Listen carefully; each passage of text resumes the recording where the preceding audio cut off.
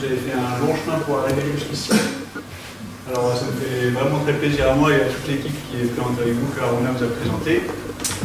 Je me permets quand même de vous redire, donc moi je suis Mathias Agrich, je ne viens pas du tout de la centrale de Supélec, je viens de formation, je suis en génie électrique, j'ai jamais fait non plus de sciences sociales, et j'ai fait une formation qui est plutôt une vocation d'enseignement et de recherche, mais dans mon cursus j'avais envie de faire une pause, une césure, dans laquelle je pouvais participer à un projet de développement. Un peu dans la jungle des projets de développement où des fois on a du mal un peu à trouver ses repères, à trouver des personnes avec qui faire un projet. Et donc la vocation ici de mon retour que je vais faire ici, c'est pas celle d'un expert qui va présenter qu'est-ce qu'il faut faire pour faire un bon développement, quelles sont les bonnes pratiques, etc. Pas du tout. Moi ce que j'aimerais faire, c'est vraiment vous parler en tant qu'étudiant ce que moi j'ai vécu sur place, pour faire peut-être un peu vivre le quotidien qu'on a dans ces villages-là, vous faire naître peut-être quelques idées de projets. En tout cas, j'espère vous faire réfléchir un petit peu sur ce qu'il y a à faire.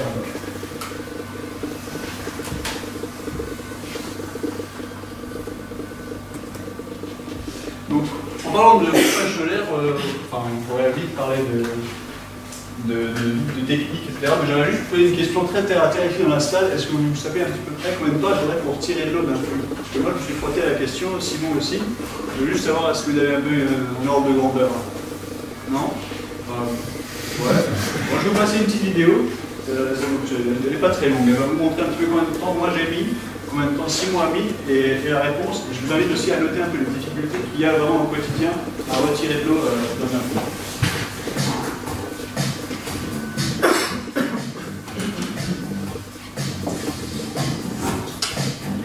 Pas une minute.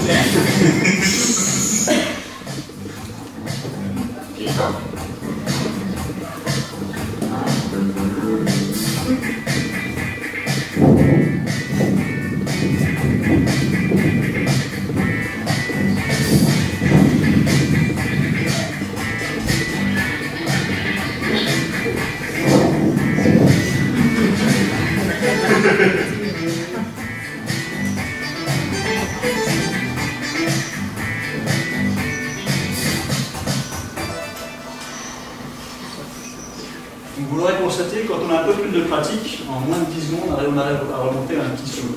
Donc on va pas, moi j'ai mis plus de 3 minutes, et Simon, je trouve que c'était 1 minute 40, quelque chose comme ça. Mais en gros, qu'est-ce qui ressort de cette tâche-là, c'est qu'il y a vraiment des difficultés dans le quotidien de ces femmes-là à sortir de l'eau. On a pu voir ici, d'une part, qu'il fallait renverser les seaux, donc c'est-à-dire qu'il fallait faire plonger les seaux à la surface de l'eau pour pouvoir ensuite seulement retirer l'eau. Il fallait tirer sur parfois 8 mètres d'altitude, et ensuite verser le seau dans une bassine. Sans en mettre à côté, ça marche mieux. Sachant en comptant aussi que la plupart du temps, le seau qui est usé, il est versé. Et en plus, si vous ajoutez à cela le fait qu'il faille remonter, qu'il faille chercher de l'eau plusieurs fois par jour, dans plusieurs bassines, pour en faire le canari à la maison, qui est souvent à 100 mètres, 200 mètres, voire plus loin, 1 kilomètre. On a vu des personnes dans le village qui cherchaient de l'eau à 3 km, qui faisaient ça en ligne. Et bien souvent, en plus, l'eau que vous retirez est forcément de mauvaise qualité. C'est un peu dans ce contexte-là que s'inscrit le projet Turning Sun into Water. C'est un projet de l'association Au Fil du Soleil, qui est distinct de l'association Res Publica dont Basile vous a parlé. Alors, notre association Au Fil du Soleil a travaillé avec Res Publica. Et donc Simon, qui était en thèse, et moi-même avons travaillé avec Aruna et Loïc en vue de construire ce projet-là. Donc il y a une double vocation par Simon et moi-même, qui était d'une part de faire de la recherche sur le montage solaire, et pour ma part de faire un projet d'aide au développement.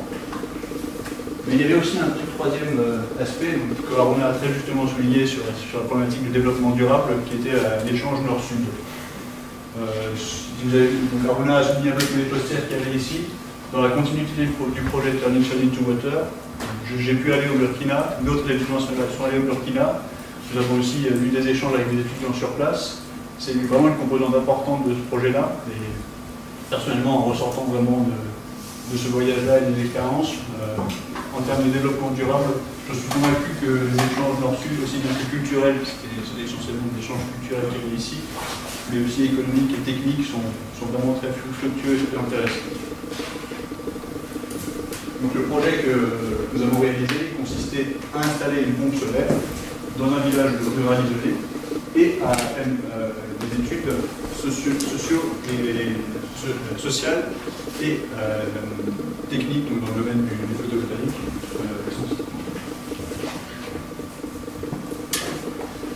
Donc on va faire un petit rappel sur les partenaires. Donc nous, l'association Au Fil du Soleil, Res Publica, en fait, pour bien comprendre son rôle dans notre projet, Res Publica, c'était vraiment le partenaire qui nous a aidés sur place. Basile, c'est la personne qui connaît le village. Pour faire un projet dans un village de Val en Afrique, si vous ne connaissez personne, si vous ne connaissez pas les problématiques, si vous n'avez pas d'expérience, c'est bien sûr souvent un échec annoncé.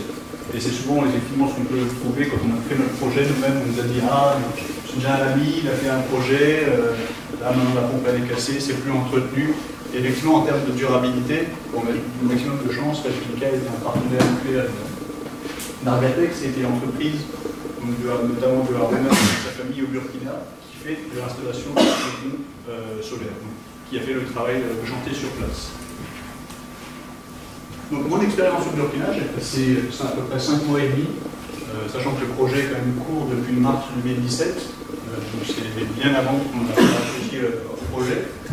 Au total, j'ai passé depuis 6 mois sur place, donc j'ai fait que quelques jours à Ouagadougou, qui est au centre du Burkina. Mais l'essentiel de mon temps, je l'ai passé ici, donc j'ai un peu grossi le coup, c'est un peu petit immeuble. Ici, j'ai vécu à Garango, qui est une ville de 50 000 habitants, et je faisais 12 km en vélo pour aller au village. Donc, pendant les 5 ans que j'ai passé, essentiellement, on peut découper en 3 tranches le temps que j'ai passé au village. Donc, dans un premier temps, il s'agissait pour moi de faire connaissance un petit peu avec les habitants et d'apprendre à connaître quelles étaient leurs conditions de vie, quelles étaient leurs conditions sociales, les conditions de travail, etc. avant de passer entre le chantier et l'observation de l'impact. Donc je vous invite sans plus tarder à plonger un petit peu dans le quotidien.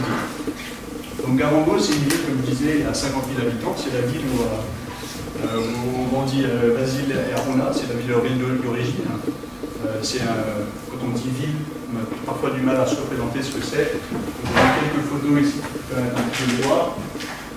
Bien souvent, les villes datent de l'époque où les Français de l'époque coloniale. Donc c'est des grandes rues bien droites, avec la rue principale goudronnée et des maisons qui sont en briques de terre ou en briques de ciment, suivant les moyennes des familles. Ici, vous avez ici des canalisations. Donc ça, c'est déjà quelque chose qui est très bien pour le c'est d'avoir des réseaux. Ici, vous avez une vue de la maison du chef, le Kéréhal. C'est la maison du grand chef de la région, de la province du Boulboul. Même si l'administration locale est bien calquée sur le modèle français, il y a en parallèle une administration coutumière, des chefs coutumiers qui gardent une importance très importante dans l'organisation de la vie locale. Ici, pour vous illustrer un peu le contexte aussi plus du climat, je vais illustrer par cette photo le fait que c'est un climat effectivement très sec.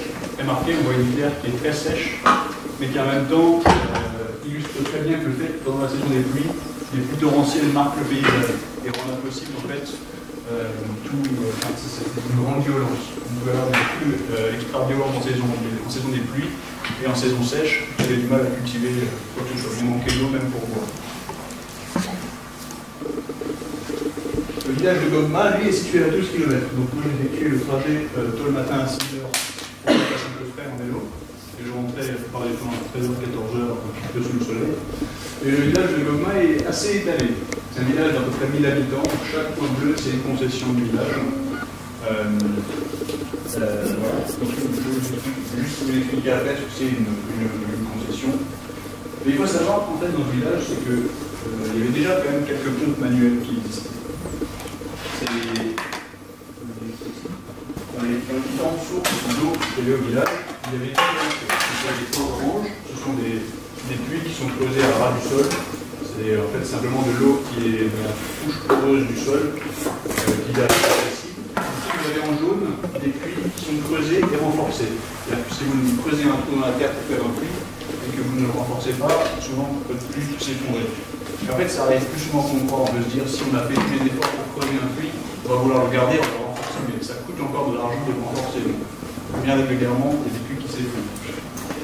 Et enfin, en bleu, vous avez des pompes manuelles. Ça peut être des ONG ou alors le gouvernement qui a fait des pompes qui les ont installés un peu dans le village. Et donc nous, la zone verte, c'est là qu'on a installé le pont solaire. C'était une zone que le chef du village nous avait identifiée, les autorités du village avaient identifiée pour être fournie en eau. Donc voilà, je parlais d'une concession. Je ne sais pas d'entre vous qui avait déjà été en Afrique, qui n'avait pas encore entendu une concession. Donc nous, on a souvent l'idée des villages où toutes les maisons sont agglutinées autour d'une église. Là, on a encore une autre vision de l'organisation. Donc une concession, c'est généralement une famille, deux familles qui sont regroupées au sein d'un village. Et en fait, vous pouvez avoir un groupement de 2-3 maisons qui appartiennent à une famille, un homme et sa femme ou ses femmes, selon qu'ils soient musulmans ou chrétiens. Et voilà. Et vous avez deux types de maisons, des maisons en ciment et des maisons traditionnelles, donc en terre. C'est les trois principaux éléments qu'il faut voir dans une concession. Ici, vous avez le grenier, qui sert autant d'abri, en fait, c'est simplement des arbres secs qui sont plantés dans le sol. On a fait un toit pour pouvoir déposer les restes végétaux qui vont sécher, qui vont faire en fait le foin pour les animaux dans la saison sèche. Et enfin, le petit puits pour la concession, qui fait aussi bien l'alimentation en eau pour tous les besoins domestiques, pour tous les habitants, mais aussi pour les animaux. Et ici, j'ai voulu l'encadrer. Ça, est-ce qu'il y a quelqu'un qui dit de ce que c'est? Ça, c'est la douche. Voilà. Et il y a aussi des gens qui ont une douche. Donc là, vous avez ici la mosquée. La photo a été prise du haut du château. On va voir quelques photos après. Donc si maintenant on se balade un peu et qu'on rentre dans la concession, on peut voir un petit peu comment où vivent les gens. Donc, ça, c'est une photo qui a été prise pendant un questionnaire. Donc au début de la présentation, j'ai fait des séries de questionnaires et je les faisais poser. Toutes les familles de Gogma avec qui j'ai pu discuter ont été prises en photo. Et donc là, on voit par exemple qu'à cette saison-là, les gens, les habitants, ont dépouillé des épis de maïs pour les faire sécher et les stocker dans leur grenier. Mais si on s'intéresse un petit peu à ce qu'il y a derrière, on peut aussi voir d'autres choses intéressantes. Donc le bâtiment qui est en ciment derrière, c'est pas un bâtiment en terre. Et en fait, si vous identifiez ça, vous pouvez deviner, vous demandez à la famille, et vous verrez que c'est vrai, en fait, que cette famille-là a quelqu'un de sa famille qui est parti à l'étranger pour travailler. Il n'y a pas d'argent, il n'y a pas de travail au village pour gagner assez d'argent pour payer le ciment, pour construire la maison. Effectivement, cette famille-là avait le frère de cet homme-là, il garde ses femmes à la maison, et il les entretient. Et le frère donne de l'argent pour qu'il puisse entretenir la maison, construire de nouvelles maisons. Derrière, vous avez le canal. On ne voit pas très bien, mais c'est un bloc en terre. C'est en fait la réserve d'eau que les femmes remplissent à chaque fois pour alimenter la maison en eau. Et enfin, derrière, vous avez un autre petit bâtiment qui est en fait une cage à lapin. On va voir après, quand on va parler du travail, que font ces gens-là. En fait, il n'y a pas vraiment de travail, il n'y a que ce qu'on appelle dans le jargon des activités génératrices de revenus. On va voir un petit peu ici. En parlant de travail, donc, on parlait avant des épis de maïs, vous voyez cette autre famille-là qu'on avait interviewée, curieusement, elle faisait le même travail. On voit aussi un peu en plus des feuilles qui doivent sûrement être des feuilles pour la sauce, pour le repas du soir. L'activité principale des gens, il n'y a pas d'emploi comme chez nous. Sur tout le village, on a fait 90 enquêtes, ça représentait 800 personnes, quelque chose comme ça, entre 600 et 800, la fourchette est assez large. Il devait y avoir une dizaine de personnes, peut-être 5 ou 10 personnes qui avaient un emploi, c'est-à-dire qui allaient à Garambo, dans le village à côté, pour aller travailler, soit comme couturier, soit comme garagiste, peut-être mécanicien s'ils savaient faire un petit peu les motos. Mais la quasi-totalité des gens, leur travail, c'est de travailler des champs pour générer 3 par 2 fois manger.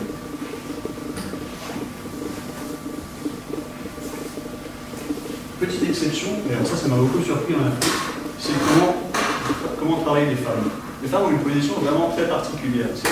On a déjà vu celles qui supportent la charge de travail à la maison, pour tout ce qui concerne l'eau, l'éducation, le nettoyage, mais en plus, ce sont elles qui vont devoir payer pour avoir des produits pour nettoyer, pour le savon, etc.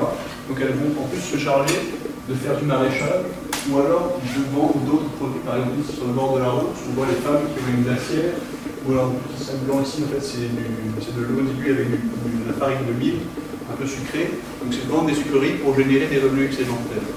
Donc, il y a la vente, il y a le maraîchage, où ici on voit que les habitants, c'est quelque chose qui gagne bien. Les gens ils aiment bien faire du maraîchage pour pouvoir vendre leurs produits sur le marché de Garonne. C'est pas quelque chose qu'ils vont faire pendant toute l'année. Ça par exemple, ce champ-là, il est fait uniquement après que les récoltes se finissent. Pourquoi? Pour une simple raison. Vous voyez peut-être ça au fond, là, cette barrière-là. Votre avis, elle est faite en quoi? C'est des anciens végétaux. En fait, ils récupèrent les végétaux des champs pour pouvoir en fait consacrer leurs champs pour les protéger des bêtes. Tout simplement, ils n'ont pas assez d'argent pour payer des barbelés, pour investir, des grillages, pardon, pour protéger leur culture. Donc c'est une vraie recherche, par exemple, pour ces gens-là, c'est de demander des sous, par exemple, à la mairie ou à des aides pour acheter en fait des grillages qui permettent à la fin de faire du maraîchage à l'année. Et donc ça génère un réel revenu, ça devient un travail, non plus simplement un à côté pour gagner un petit peu plus pour pouvoir espérer payer les médicaments.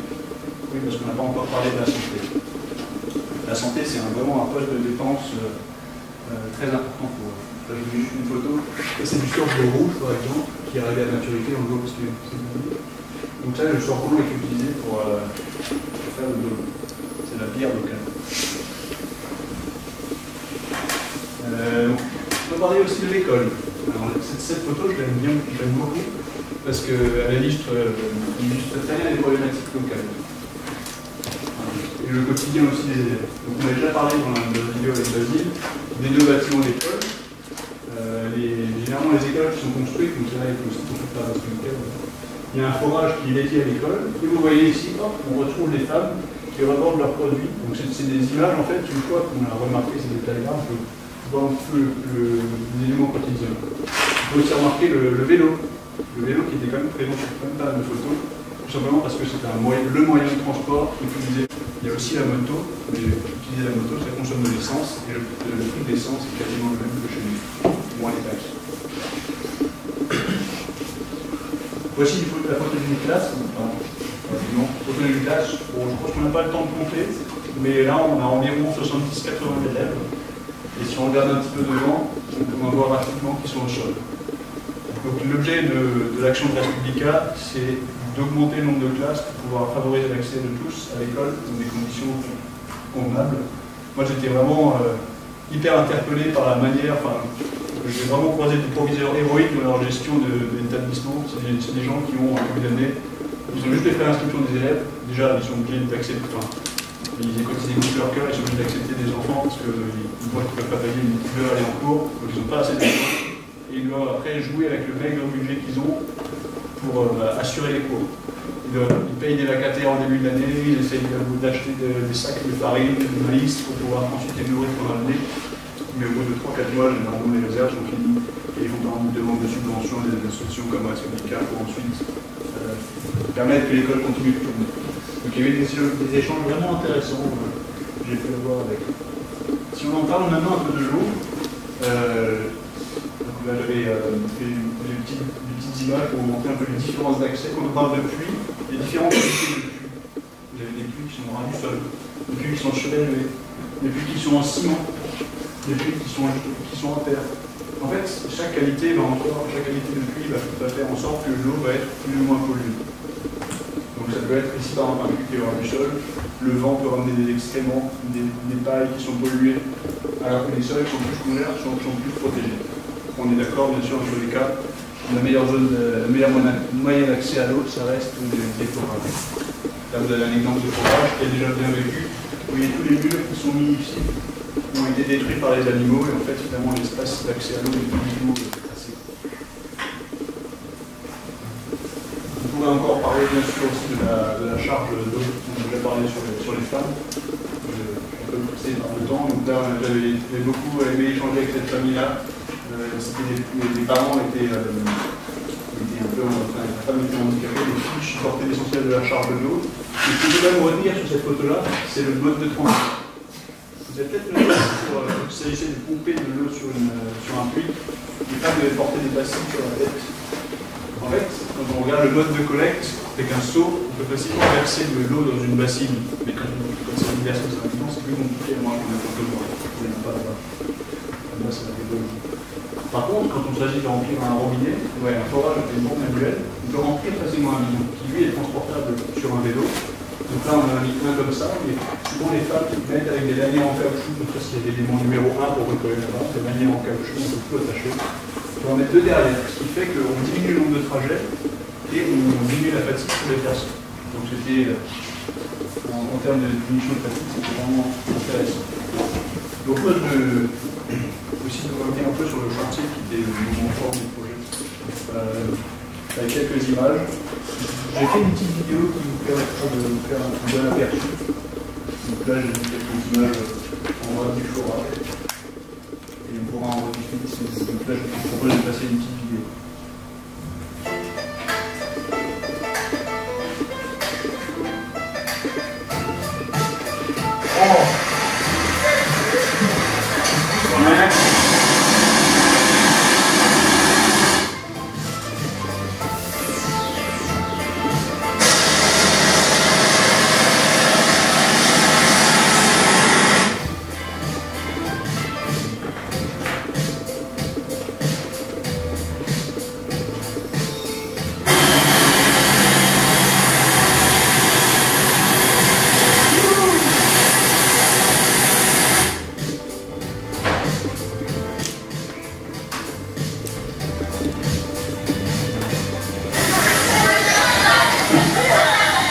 C'est l'euphorie autour de l'eau.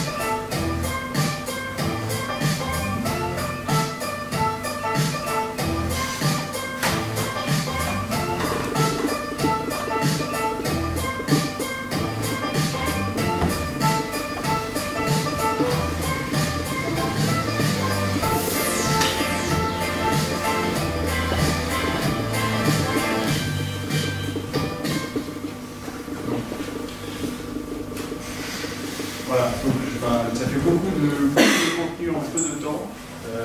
J'aimerais qu'il y a une image que sur laquelle j'aimerais vraiment insister, c'était vraiment sur la remise des clés de l'installation au village.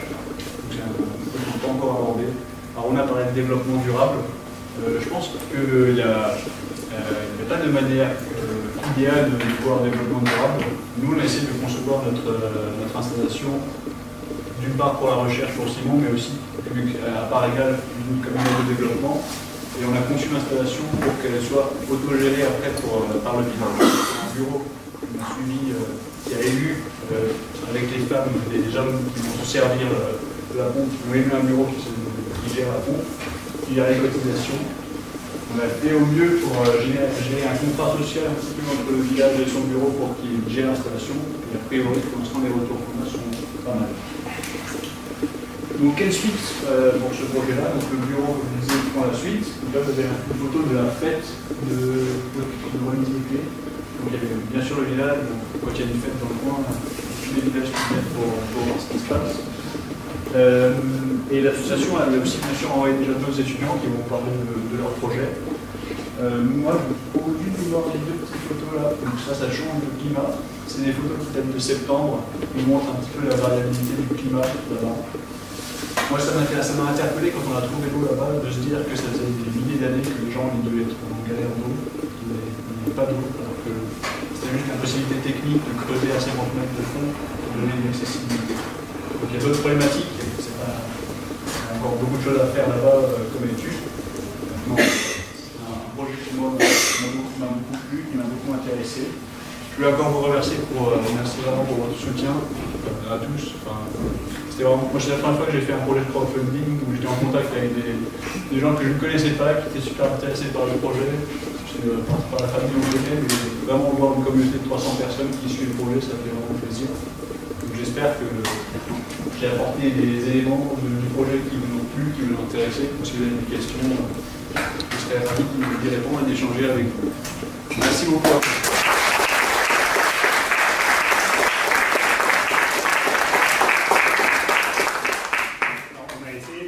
L'après-midi pour que vous puissiez discuter. Ça, il y a toujours un timing. Du coup, ce que je vous propose, c'est que vous discutiez maintenant, 2-3 minutes avec Mathias, et après, on a prévu une pause café qui est faite pour la discussion, d'accord? Donc, si vous avez une ou deux questions, c'est maintenant, et après la pause café, on en profite, on aura une grosse demi-heure. Qu'est-ce qu'on sait de la durabilité de la nappe phréatique? Est-ce qu'elle est renouvelée? Est-ce que la pluviométrie est suffisante? Est-ce que ça arrive par ruissellement, par de l'écho? Alors c'est une excellente question qu'on s'est posée pendant le projet. Il faut être clair pour nous, il y avait clairement une part d'inconnu quand nous on a fait le projet. Maintenant il s'agissait de la limiter au maximum. Donc ce qui est fait, on ne voulait pas non plus trop influer sur le projet de recherche de Simon et faire une méthode trop originale pour qu'il puisse après faire des études d'impact qui soient valables. Donc on a suivi la méthode traditionnelle qui suit le climat et pendant les pays, qui consiste à faire des essais de pompage, qui permettent d'avoir une évaluation du débit d'approvisionnement de la nappe. Maintenant, ces essais de pompage, ils ont leurs propres limites. Ils sont faits à un moment précis de l'année, ils sont faits sur 48 heures. Donc, pourquoi pas, il y a des essais normalement qui sont spécifiés dans la norme internationale qui peuvent durer 3 jours ou 8 jours, suivant les débits qu'on espère retirer. Normalement aussi, il faudrait faire des carottages sur une surface bien plus grande, et ça nécessite des coûts qui sont bien plus importants pour ensuite mesurer les niveaux de rabattement. Donc, je ne sais pas si tout le monde est familier avec les nappes. Si vous avez votre sol qui est ici, vous faites un trou à ce niveau-là. Vous allez avoir de l'eau qui s'accumule dans des milieux chloreux à ce niveau-là, et quand vous puisez à ce niveau-là, vous avez l'eau qui va descendre de cette formule. Donc, en mesurant la différence d'altitude pendant le pompage, vous pouvez avoir une estimation du débit qui est fourni à la nappe. Juste une précision sur ça, du coup, il ne faut pas s'inquiéter. Enfin, en gros, c'est vrai que quand on a fait le projet, à la base, on ne savait pas, parce qu'on s'est fié aux techniques locales. Par contre, du coup, pour tout le monde qui a financé, maintenant, on a vraiment des études. J'ai passé pas mal de temps aux États-Unis pour étudier ça. Et on a vraiment montré qu'il n'y avait pas de risque. On est largement en dessous du débit critique, donc le débit dont parlait Mathias. Et en plus, comme on pense que c'est vraiment important de mettre l'accent là-dessus, du coup, on a vraiment raffiné le modèle hydraulique de notre système. Et on a un étudiant, Louis, que vous en parlé tout à l'heure, qui va partir 6 mois, dont le principal objet de l'étude, c'est l'impact du pompage solaire, parce que c'est des débits plus élevés que le pompage à main sur les nappes phréatiques. Du coup, tout ça, c'est vraiment des choses qu'on a envie de modéliser, et en plus, en tout cas, on sait qu'il n'y a pas de risque pour cette installation-là. Une autre question, peut-être? Quel est le coût de l'installation? Alors, je dois parler du forage. Alors, le coût total de l'installation, c'était approximativement 25 000 €. Donc, on a eu le soutien en plus de Res Publica qui nous a appuyé pour les coûts extra. En fait, le soutien local de Res Publica nous a permis d'améliorer l'installation que nous avions prévue à la base. Mais il y a environ 10 000 € pour le forage et le reste pour l'installation. Le forage, c'est 50 mètres, c'est ça? On a la forêt à 56 mètres. Donc c'est suivant les régions. Donc là, c'est les régions les plus faciles d'accès en eau, il y avait le moins de risque de forage négatif. Si on était dans le nord, là, on avait en gros une chance sur 2, une chance sur 3 d'avoir un forage positif dès le premier coup. Dans le nord, c'est plutôt 1 sur 8. Je propose qu'on passe à la présentation d'Elvire. Donc Elvire, elle n'a pas pu venir, mais elle nous a préparé une petite vidéo. C'est une présentation courte. Et on verra s'il y a des questions auxquelles on peut répondre. On va venir.